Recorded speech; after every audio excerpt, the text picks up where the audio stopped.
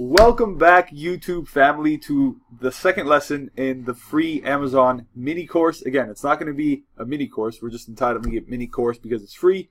But this lesson, we're talking about sourcing methods. So I'm going to jump into a PowerPoint presentation here entitled Sourcing Methods. And let's just jump right into it with retail and online arbitrage and what exactly do these two mean. I get this question asked a lot, and essentially it's just capitalizing on the price difference between two marketplaces, right? So buying something for $20 on eBay and selling it on Amazon for $50, keeping the difference after fees and all that good stuff. Or buying something from Walmart, Target, wherever it is, and selling it on Amazon. And it can be vice versa too. Some people do Amazon to eBay arbitrage, which is the same thing, right?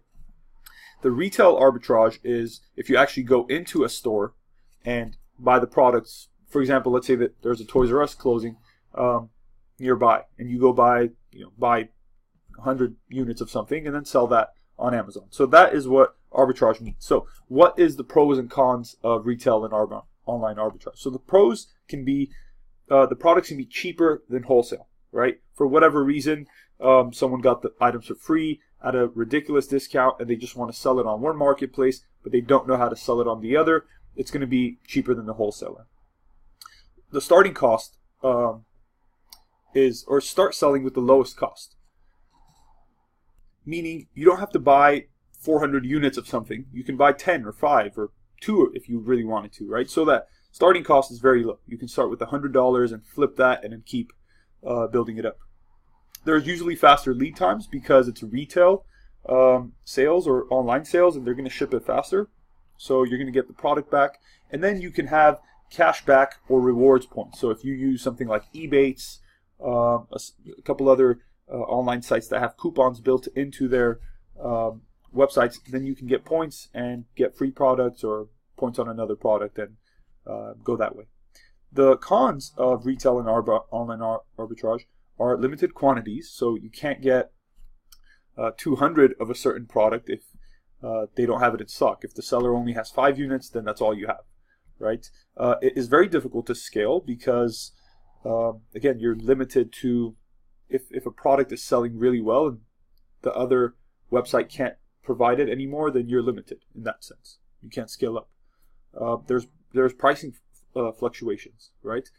For whatever reason, it could be $12 on eBay today, and then next week it's back up to $30, $40. So it's hard to... You have to constantly see those prices changing. Maybe on eBay there's bids, so the bids go higher, they start low. You have to do more manual work to find those best prices. There's a brand gating issue. So you can get a product, let's say from, let's do an example here. Let's say you get a product from Nerium. I think we've used this example a lot, but you can't sell this product because Nerium doesn't allow third-party sellers on Amazon, or you need approval from them to sell on Amazon. So the brand is gated on Amazon. There could be potential inauthentic claims, which is the 5th point under cons, that are difficult to provide accurate documentation. Let's say you're able, for whatever reason, to sell Nerium, and then they come back and say, hey, this product is fake, we're going to block your listing, and Amazon could potentially close your account. Just because you don't have the invoice from Nerium themselves, you bought it on eBay, Walmart, or wherever it might be. Okay. Number 6, there's more prep work for Amazon FBA. With private label, you can have your Chinese manufacturer ship it directly to Amazon. With wholesalers, you can talk to them about sending bulk to Amazon directly. But with, again, other online sites, Target, Walmart, they're not going to ship it to Amazon for you. So you have to receive it, prep it, put your stickers, put it in a box, and then ship it back to Amazon. So more prep work there. And then sources can cut you off. And if an eBay seller doesn't want to work with you, they're not going to sell to you. If they see, for whatever reason, you sell on Amazon and they don't like that, they're not going to sell to you. So those are the pros and cons for retail and online arbitrage. Let's move over to wholesale. And wholesale pretty much means the purchase of goods in a business-to-business relationship. I'm a business entity. I purchase from another business entity. With wholesale prices, usually a little larger quantity, and I sell it wherever I want. So the pros on that can be very easy to scale and grow fast. You have that relationship with the wholesaler. they consistently have those products. So if it's doing well, you double down on it. If it's not doing well, you cut it off. Okay. You can develop a relationship with these brands to eliminate competition.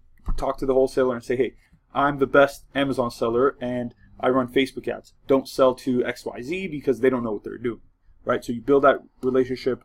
You can go to trade shows and meet and talk. Usually you need some kind of reputation at that point. You can't just start an Amazon business and say, hey, I want to sell your product, because so does everyone else, right? You can offer services to brands like, hey, we can get you reviews on Amazon. We're good at social media. We know email marketing. We provide our own warehousing. Whatever it might be that you have as a value add-on, you can provide to that wholesaler. And lastly, you can receive credit directly from suppliers. So they could give you net 30, net 60, net 90 sometimes, and you don't have to pay until you sell the product, which is phenomenal in this game.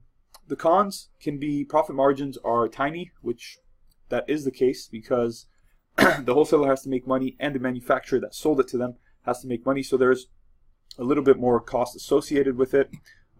Another big con is some brands just don't like Amazon and they don't want their brands on Amazon, or they want to sell themselves on Amazon, or they have a specific wholesaler that they work or retailer that they work directly with Amazon, or they work with Amazon directly themselves. So some brands just don't want their products on Amazon. Point number 3, Amazon will actually poach your brands and try to get relationships with them themselves. So again, keep in mind, Amazon sells products themselves. They can go directly to the wholesaler that they make you provide an invoice for, and then see, okay, address, contact, pricing, and all that good stuff. So in that sense, Amazon is kind of mean and they're the bully, but it is what it is. You know, it's their website after all. Lead times can be a little longer, right? So if the wholesaler is out of product, they're waiting for the manufacturer, it could take a little longer. And lastly, competition could come at any time, right? Anyone could open up an Amazon business, go to that same wholesaler, and they could maybe either beat you to the deal or get a better deal, okay? Next is private label, which means the purchase of non-branded items from manufacturers or from Chinese manufacturers with a brand name on it yourself. So with your brand name on it, right? This has been pretty lucrative for ourselves. This is what I'm mainly doing. And some of the pros of it can be higher profit margins, which is by far the case. Sometimes 40 to 50%. You get to build your own brand, so you have ultimate control with quantities, distribution, more items that you want to bring in, reviews, pay-per-click, social media, whatever it is that you want to build, it's your assets. And you can become the wholesaler. So if you want to wholesale that product to other people, you can do that as well.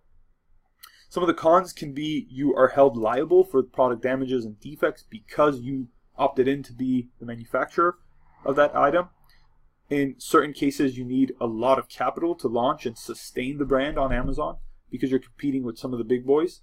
And in this case, you have to specifically narrow down on your niche, which we'll talk about in other videos. You have long lead times, point number 3, 60 to 90 days sometimes. So Chinese manufacturers usually take 30 days to manufacture, and then another 30 to 40 days with sea shipping, and then you receive it, send it to FBA. So that process, your money is dead essentially for 2 or 3 months until you sell the product, right? And number 4, lastly, it's difficult to sell slow-moving items if the brand is not known or if you're just not good at private label on Amazon, which a lot of people struggle with this. I get a lot of messages of, hey, I'm stuck with 500,000, 2,000 units. I don't know what to do. So that is private label. And lastly, we have liquidation / closeouts, where this pretty much means purchase of items where another company is trying to turn assets into cash. So some of the pros can be the profits can be extremely high because that company is trying to just liquefy it, maybe take a loss, break even, just because they need that direct cash, and then you can flip those products for extremely high profit margins. There can be limited competition or very minimal competition because it's a closeout. Not a lot of people have access to it, so that can be pretty good. Some of the cons are, again, brand gating issues. Liquidations and closeouts don't really have invoices from the manufacturer that they can give you. Sometimes maybe they can, but still that initial manufacturer doesn't know who you are and doesn't know why you sell it. the product can be used or not in a pristine condition. It could be damaged for whatever reason. And lastly, once you're done, you're done, right? Once you sell out, it's a closeout. They're not going to make that product again, so you have to kind of do that same work again, right? So those are kind of the 4 sourcing methods. I hope that is helpful. If you guys have any questions or want access to the slides here, feel free to comment below and I will get them to you. If not, let's keep the discussion going. What methods do you guys use and have you found helpful in your Amazon FBA journey, and how is it that you can improve that method? All right, and while you guys comment and discuss, make sure to follow along with this series, and I'll go ahead and see you guys in the next video.